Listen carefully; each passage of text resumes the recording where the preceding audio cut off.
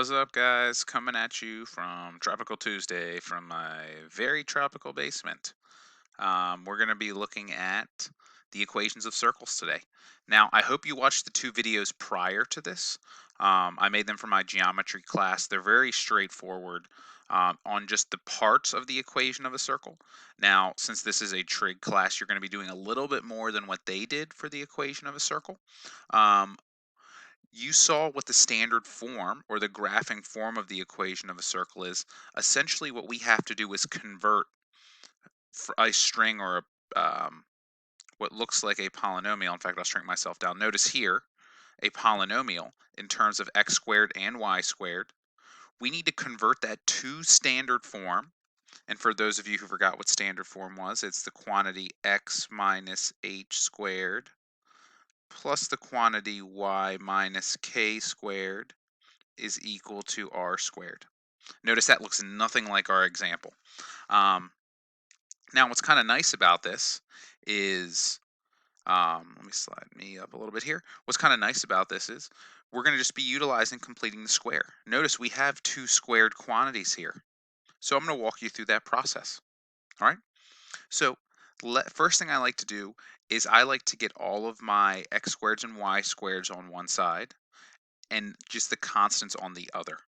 So I'm going to start by adding this x squared to both sides.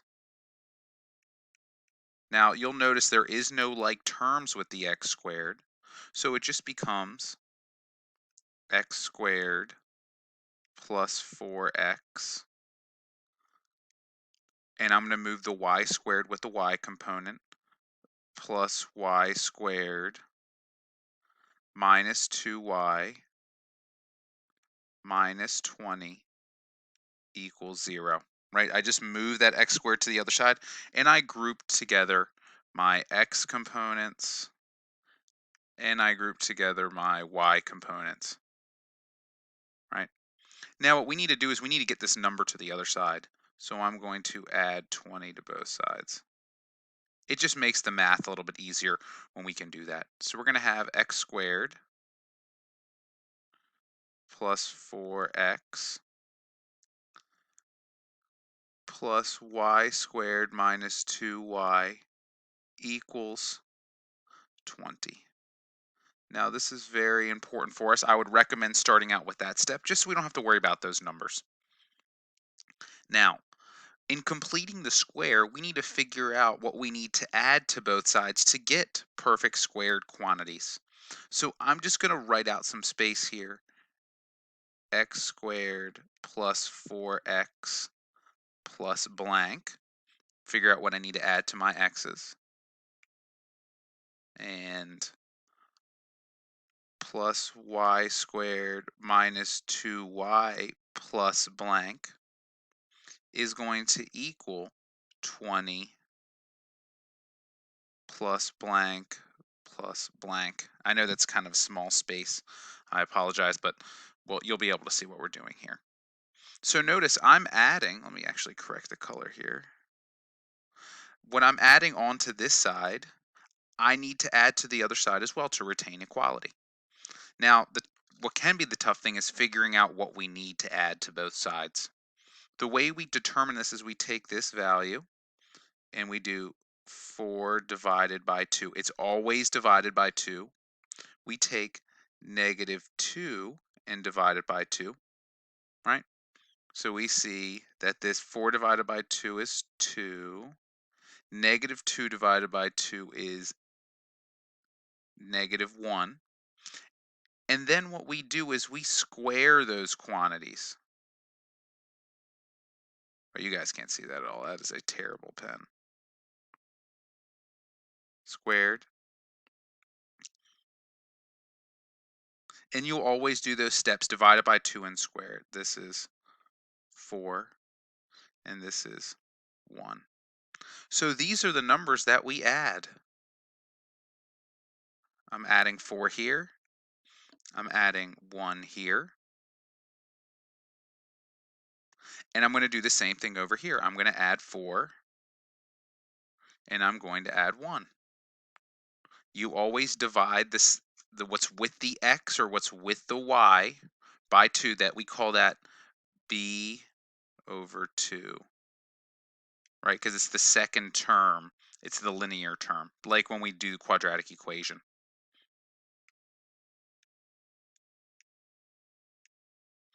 So I'm going to write out this becomes x squared plus 4x plus 4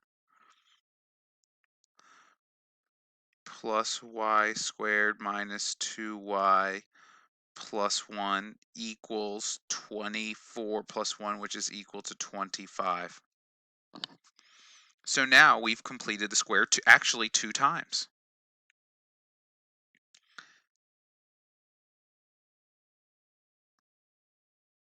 And if we've done this correctly,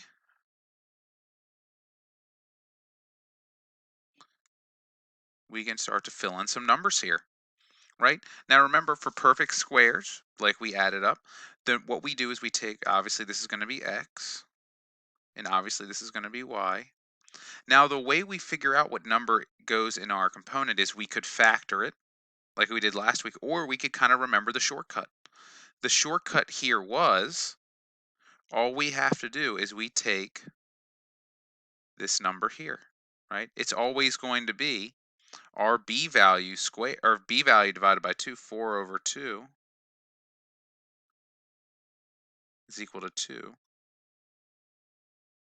right? Same thing here. I'm going to see if I can squeeze this in. Negative 2 divided by 2 is equal to negative 1.